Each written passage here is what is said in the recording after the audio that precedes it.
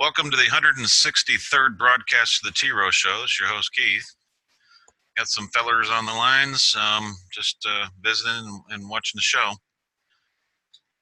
Today we're going to be going over the states of the Union as to its actual current condition, where we are today and what's going on.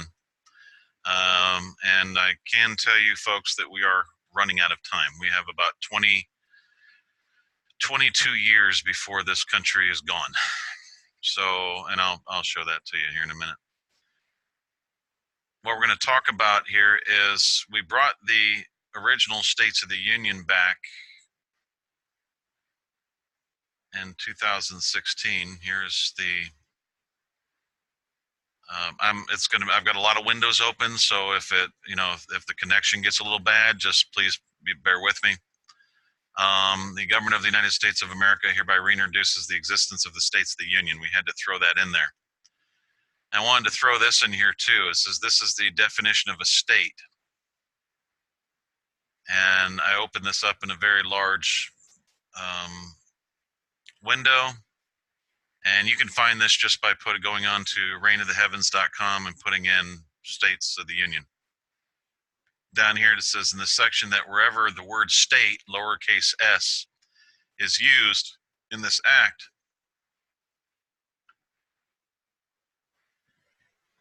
it shall be construed to include the territories of the District of Columbia where such construction is necessary to carry out the provisions of this act.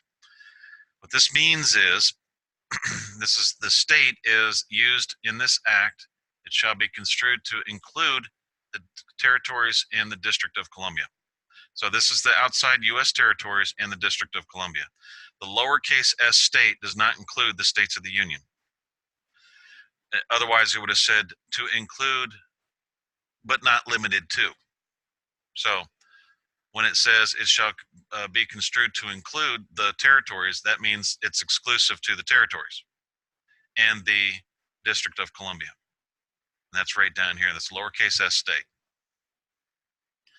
So everybody that's telling people that, oh, you need to go to Washington State or Utah State, lowercase s, you're telling them they're going into the District of Columbia. Thank you very much. You just trafficked their person. Okay? So violated international law is what you did. So here's what they did. This was in Section 82. This was done right after the Civil War.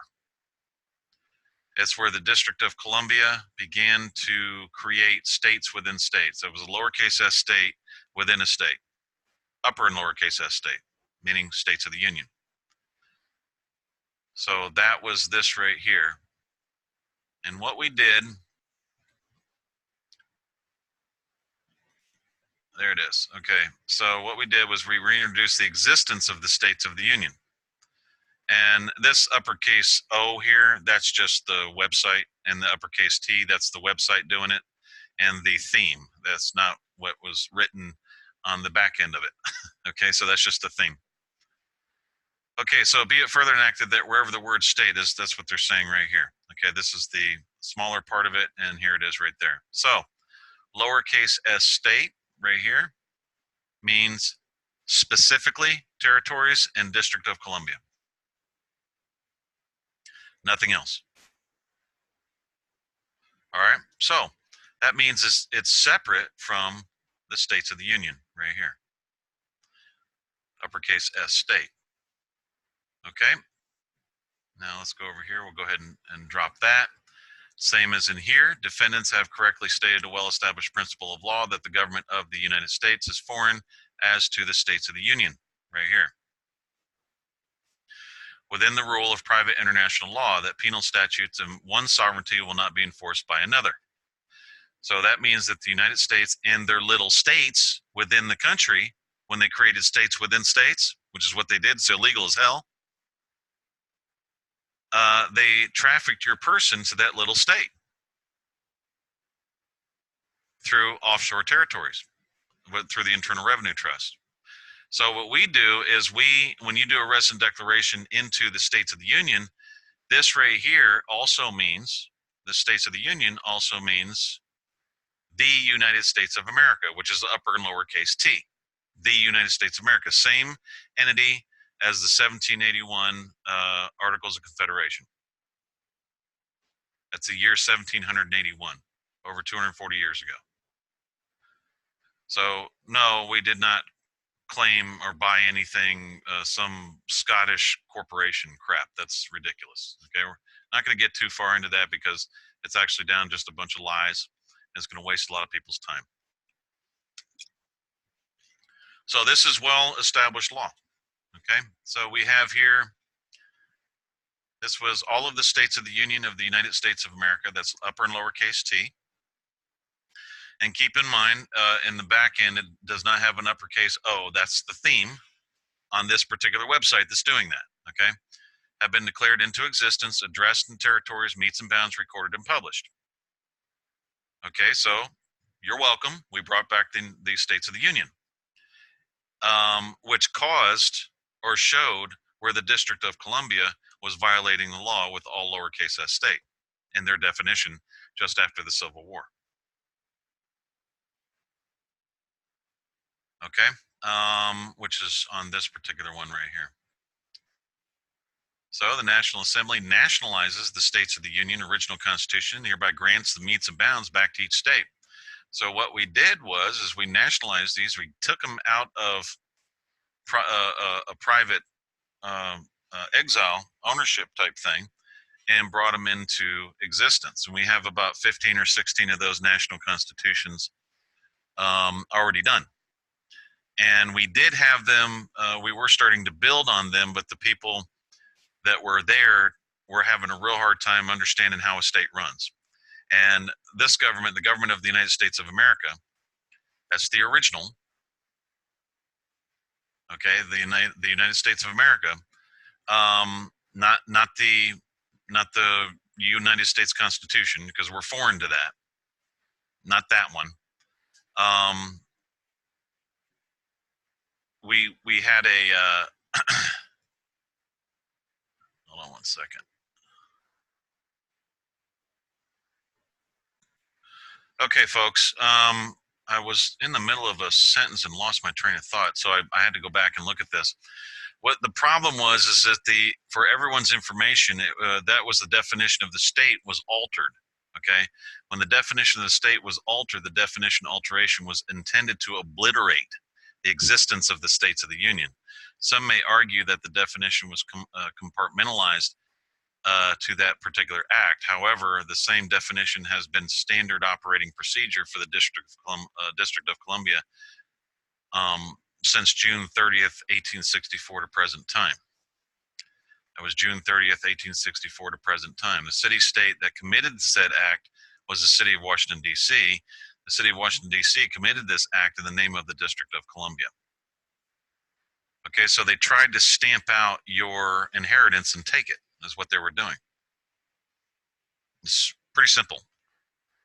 So what we do is when you do a Rezoned Declaration, which is on this page here, the original Union Resident Declaration at generalpostoffice.international, you're welcome to read everything that we have here. And then at the bottom, you end up filling out the form. It'll show up in a minute.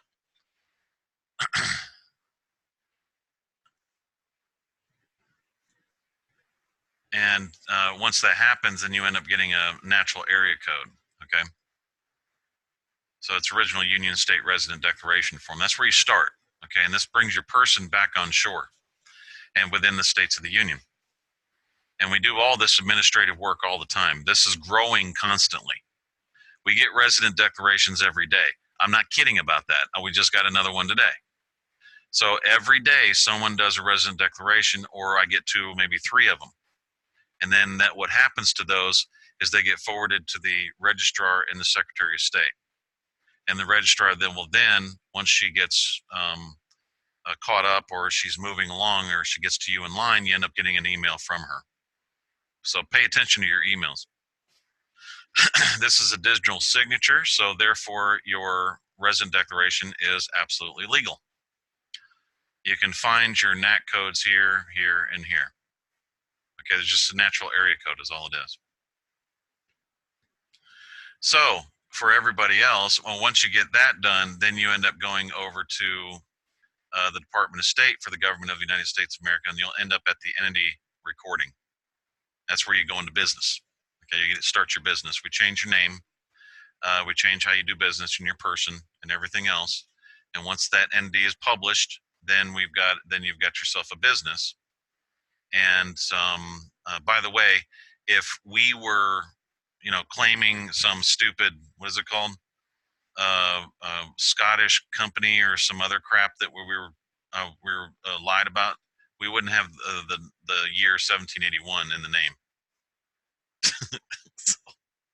It's just you got to get around the lies, folks. Is all we're saying. So once that's done, then what you do as far as the entity recording, and you'll see all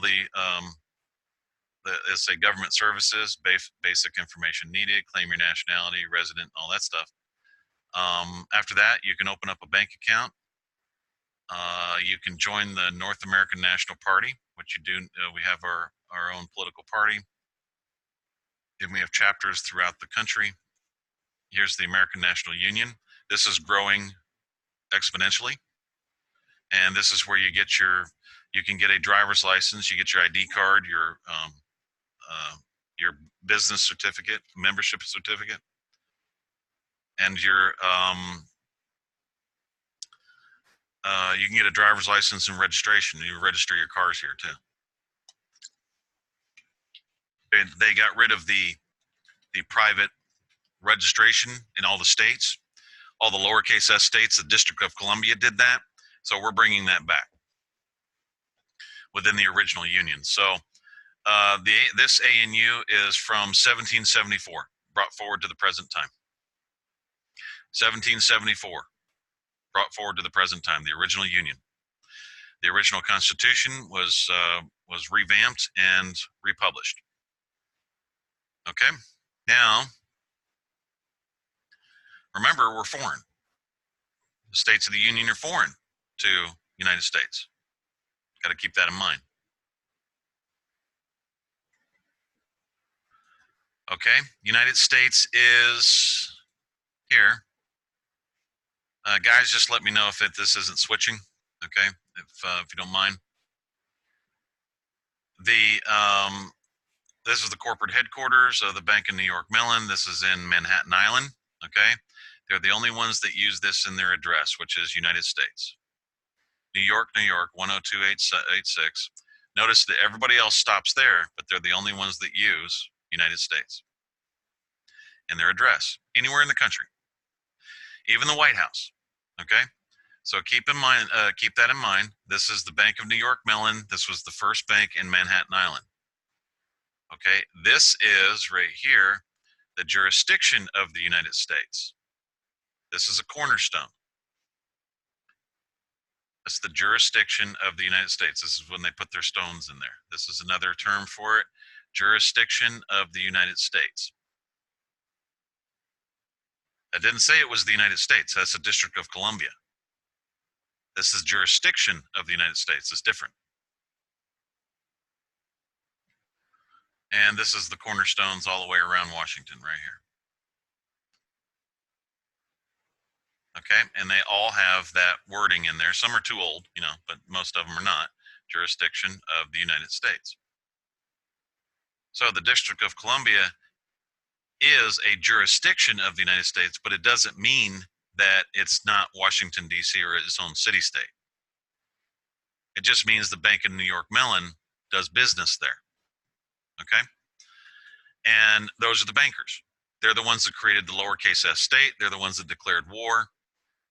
They're the Dutch bankers. They're the ones that declared war on the states of the Union, tried to destroy it through the Civil War. They're the ones that tried to destroy the Articles of Confederation.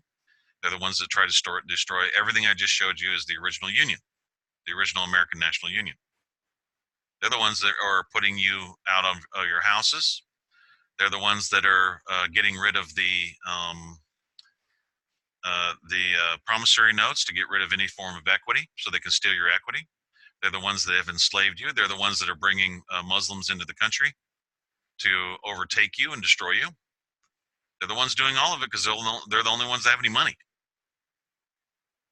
They're the only ones who can afford it. They make all their toys with the military, and that's where all your tax money goes. So they're the ones that created the Internal Revenue Service. They're the ones that created the Social Security system, and they're the ones that do all the banking. That's the Bank of New York Mellon. That's these guys here. They boast about 28 trillion in assets, and you can go look it up. That's right on their website. They're not they're not hiding anything. Okay.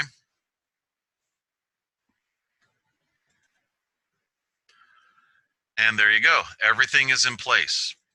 Everything is in place that you need in order to get back to the original states of the Union. And what happens right now is that once you get your business set up through the newspaper, you end up going and joining the ANU, the American National Union, which is this right here. I'm sorry, this right here. You end up doing that. um, that's where you start, your business, and you can get into the continental dollars and all that kind of thing. You start earning those. Continental dollars are the national currency. It's national money, and it's interest-free, debt-free, all that, everything that you guys need to keep your country going. So let's get over here to the T-Row Show website. I'll go ahead and shut these down. So the government of the United States of America is intact. We're the ones that brought back the State of the Union. We're the ones that did all this stuff. All the administrative work, brought back the original General Post Office, brought back the one that Benjamin Franklin was a general or a postmaster general for, and it stopped with Ebenezer Hazard. And we have a direct descendant of Benjamin Franklin on the call here. So if anybody's telling you anything different, and if they're trying to, say something else, it's not true. None of it's true. Okay, I'm going to show you where your problems are going to be here in just a few. Okay, so here we go. Muslim woman seeks election to Colorado House of Representatives. Now, when asked why she's running, here it is. This is called Creeping Sharia. Actually, it's the Creeping Hadith. There's two books in the Muslim religion, and you're looking at one while everybody else is operating under the other, which is the Hadith. It's time. There are 75,000 Muslims in Colorado. Who knew that? And that the number is growing. Yeah, of course it's growing. You have 22 years, or actually 20 years according to this. Islam is slated to be the second largest religion in the United States by 2040. That's actually not true. You're going to be outnumbered by 2042. Then that's when the country goes to hell. Happens every single time. It's happened to every country. Okay? We're growing every day, yes. The United States is going to be overrun, but that's because the Pope wants that. That whack job over there, going around kissing everybody's boots and stuff. It says we have an obligation as Americans. They're not Americans because they're a part of Islam. So that's a lie. And Coloradans, they don't assimilate as Coloradans. That's a lie. To know our neighbors. Oh, okay. Now we're going to be all nice and cozy. When over in Europe, they're attacking people with knives every day. And if you say anything derogatory, if you say anything about Muslims raping people, raping girls and stuff like that, you go to jail for hate speech. You get arrested on Facebook for that over in Europe, for just telling the truth. And that's going to be here within 10 years. It's almost here right this second, but it'll be more widespread within 10 years. We have an obligation to ensure equal representation. No, you don't, because you're a foreigner. and you're trying to come into Colorado and you're trying to turn it into an Islamic state. That's what you're doing. And I'm a person who can represent a large portion of this growing community. Yeah, well, y'all need to get out of here. It's called deportation. You need to be deported back to a Muslim country, wherever it is, or you're going to assimilate. Now, the funny thing I don't understand about Christians is they don't seem to meet people in I don't know, that they don't convert anybody anymore. I've noticed that they just don't do that anymore. They don't show people the way and all that, and that's a sad day, and that's why this is growing. In other words, Muslims have more faith in Muhammad and um, Allah than Christians have faith in Jesus and God. It's just the bottom line. Can't really say anything else. Now, let's go and talk about the elephant in the room. This is something that people are not understanding. When I'm saying that the United States is foreign to the states of the Union. Now, how many U.S. citizens do we have in state offices? Now, remember, U.S. citizens are not Americans. They're part of the United States, but they're not Americans. They're foreigners to the states of the Union. How many U.S. citizens do we have in office? In the office of the governor, representatives, senators, all that stuff. How many do we have? All of them.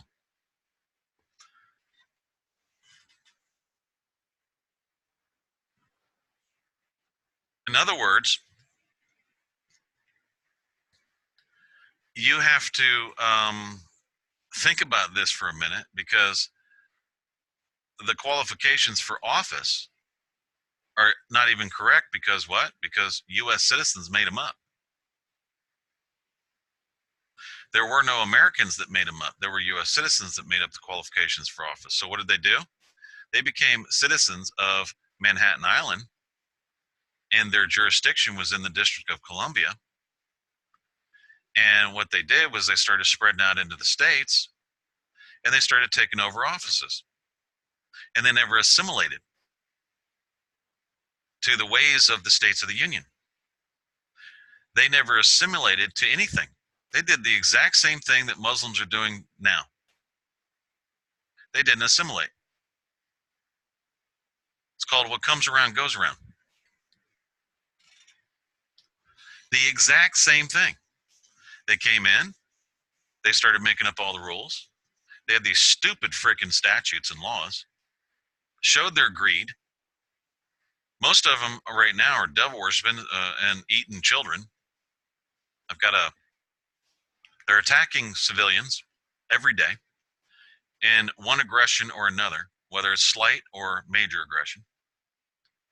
They got their flag everywhere, which only should be flown in the District of Columbia and Manhattan Island. That's their territory. Or in any U.S. territory, which would be the Virgin Islands and Puerto Rico and all that. That's Puerto Rico is not Georgia's jurisdiction. It's United States jurisdiction and a territory. It's a big difference.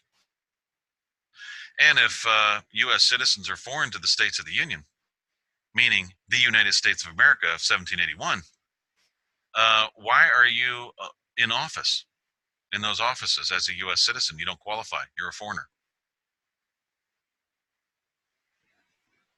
Freaks them out, too, when you talk to them about it. They all of a sudden just, I don't know what it is. They get so upset. So, anyways, they were after one guy, I think, in California, who was from Mexico that was sitting in office. And I think the whole board got up, turned around, and they hated the U.S. and all that. And they put their hand over their hearts, and they started doing the Pledge of Allegiance before their meeting, and there was no flag there. And all the people in the audience there started asking this guy, "Where's your social security number? Where's this? Where's that?" And they were foreign too. They're foreign to the state of California. If you don't believe me, it's really easy to figure out. I mean, it's it's not hard. All we got to do is look up the law of nations. And this section is called the inhabitants as distinguished from citizens or foreigners who are permitted to settle and stay in the country, bound to the society by their residence. In other words, all U.S. citizens are residents of the states. It means they're foreigners. It just means they're perpetual inhabitants, as distinguished are foreigners right here. Now, this is the law of nations. This is the book, and it's in the U.S. Constitution, so it's recognized. It's very freaking obvious, right? It says they're subject to the laws of the state, bound to the society by their residence. They're subject to the laws of the state while they reside in it. Okay. Remember, the District of Columbia redefined this type of state right here to fit their own needs. They didn't have a right to do that. That's why we said it was fraud. And they are obligated to defend it because it grants them protection, though they do not participate in all the rights of citizens. Okay. They enjoy only the advantages which the law or custom gives them. The perpetual inhabitants are those who have received the right of perpetual residence. It's funny. These are the kind of citizens of an inferior order and are united to the society without participating in all of its advantages. It just means you'll live there, right? Their children follow the condition of their fathers, and as the state has given to these the right of perpetual residence, their right passes to their posterity. And that's what they're talking about. These are called anchor babies, they call them, or if they're born here, they become inhabitants. And they're foreigners. Okay, so what I'm trying to say here is U.S. citizens are foreign to the states of the Union. And they're done, it's done by their residency, their perpetual residency. You can't get any further than a resident. In other words, the three documents that identify them as the birth certificate, their ID card, which is their driver's license, and their social security number. That's it. And you can't use your SSN social security card as an ID, nor can you use your birth certificate as an ID. So the only card that actually says who they are is the driver's license, and that's sad. They don't have any posterity. They have no idea where they came from. Their history is gone. Okay, I've got my history back to 427, the year 427. Their history is down to nothing. Matter of fact, our family got here before the Dutch did. Got into America. So what I'm saying here is that if you realize what's really going on, you're seeing you were raised as something that you may not be, and you didn't know it. And that's the realization that I'm trying to impart here. That you were raised as a U.S. citizen, not really understanding your position and understanding what was going on, that you were a foreigner to your own, that what you thought was your own country. So you're yelling at the TV at what some politician is doing, and you're doing this and you're doing that, and you think you're involved in this whole scenario. Okay, the states of the Union still exist there, and they just exist. Right now, those states are in trust. We did hand them the metes and bounds, and we have them in trust to us. What else can we say? We're waiting for people to go and start inhabiting and becoming either citizens or nationals of those states. We'll still be called American nationals. You take a separate oath, but you have to take an oath to those states in order to be a part of them. Otherwise, you can't be a part of them. We do have a permanent population there, but it's sparse. We are doing, like I said, we are still doing Rezoned Declarations, and it's growing, and it's into the thousands now. It's not just a couple of hundred people. It's into the thousands now as to how many people we have. So we're getting ready to get things moving along and get those national governments back up and working, and that's what we need to do. And by the way, just so everybody knows, if we can get word to the gun manufacturers, they can, if they really don't understand what we're doing, they're trying to stay under their constitution and all this bullshit. That's fine. Just open up a franchise within this union and within the original union, and you can make any weapon you want.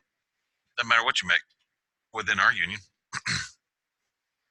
So we don't have any restrictions on what you can do. You can put a tank in your backyard if you want. Just don't hurt anybody with it. Militias welcome. Gun manufacturers welcome. Whatever you guys want to do. It's not a big deal. It's just what you do now. It's no big deal to us. And we welcome you. We really want you here.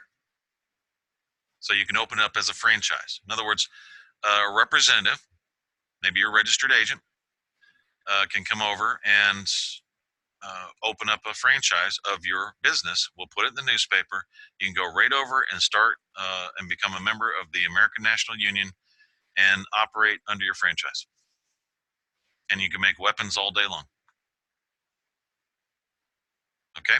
It's within the states of the Union.